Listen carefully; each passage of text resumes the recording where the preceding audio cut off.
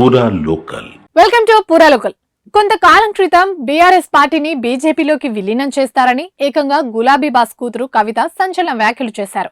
కానీ ఈ వ్యాఖ్యల్ని అటు బీజేపీ కానీ ఇటు బీఆర్ఎస్ కానీ పట్టించుకోలేదు. కానీ ఇప్పుడు జరుగుతున్న పరిణామాలు చూస్తుంటే నిజమే అన్న డౌట్ కొంచెం వస్తుంది అందరికీ. కారణం బీఆర్ఎస్ నేతలు పార్టీకి గుడ్ బై చెప్పి బీజేపీ కండువా కప్పుకుంటున్నారు కాబట్టి. దీన్ని బట్టి చూస్తుంటేనే అర్థమవుతుంది గతంలో బీఆర్ఎస్ లో నిలిచిపోయిన రాజీనామాల పర్వం మళ్లీ మొదలైందని.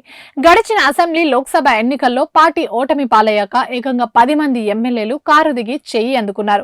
తాజాగా కాళేశ్వరం కమిషన్ రిపోర్ట్ ఆ పార్టీ అధినేత కేసీఆర్ ను దోషిగా నిలబెట్టిన తరుణంలో బీఆర్ఎస్ నాగర్ కర్నూలు జిల్లా అధ్యక్షుడు అచ్చంపేట మాజీ ఎమ్మెల్యే గువ్వల బాలరాజు పార్టీకి రాజీనామా చేయడం రాజకీయ వర్గాల్లో దుమారం రేపింది.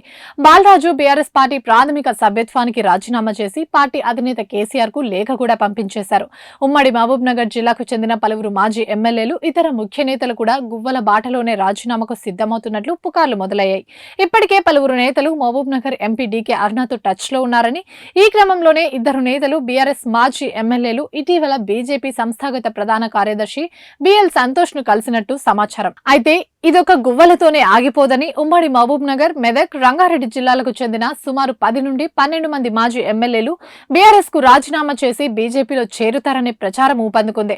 అయితే వీరి చేరికలను బీజేపీ రాష్ట్ర నేతలు కొందరు వ్యతిరేకిస్తున్నారట. బీఆర్ఎస్ నుంచి వస్తున్న వారిలో చాలా మందిపై అవినీతి ఆరోపణలున్నాయని, ఫోన్ ట్యాపింగ్, ఎమ్మెల్యేల కొనుగోలు కేసులో ఇరుక్కున్నారని, అలాంటి నేతలను పార్టీలోకి ఎలా రాణిస్తారని ప్రశ్నిస్తున్నారట.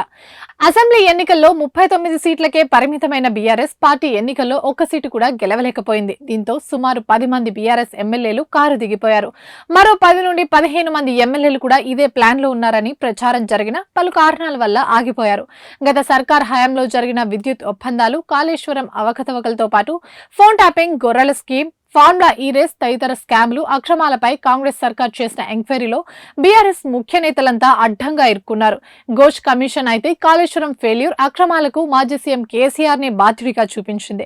దీనికి తోడు కేసీఆర్ కుటుంబంలో గొడవలు, కేటీఆర్ ఒంటెత్తు పోకడాలపై పార్టీలో తీవ్ర చర్చ జరుగుతుంది. వీటిని చక్కదిద్ది ప్రభుత్వంపై అసెంబ్లీ వేదికగా పోరాడాల్సిన కేసీఆర్ ఫామ్ హౌస్ కే పరిమితమయ్యారు. పార్టీలోని ఈ పరిస్థితులు నేతలను కలవరపెడుతున్నాయి. ఇప్పటికే చాలా మంది పార్టీ కార్యక్రమాలకు దూరంగా ఉన్నారని వార్తలు వినిపిస్తున్నాయి. అయితే త్వరలో స్థానిక సంస్థల ఎన్నికలు జరగనున్నాయి. ఈ నేపథ్యంలో బీజేపీ నుంచి పిలుపు వస్తుండటంతో చాలా మంది బీఆర్ఎస్ నేతలు కమలం వైపు చూస్తున్నట్లు రాజకీయ విశ్లేషకులు అంచనా వేస్తున్నారు. ఇవి ఇప్పటివరకు అప్డేట్స్. మరిన్ని అప్డేట్స్ కోసం చూస్తూనే ఉండండి పూరా లోకల్.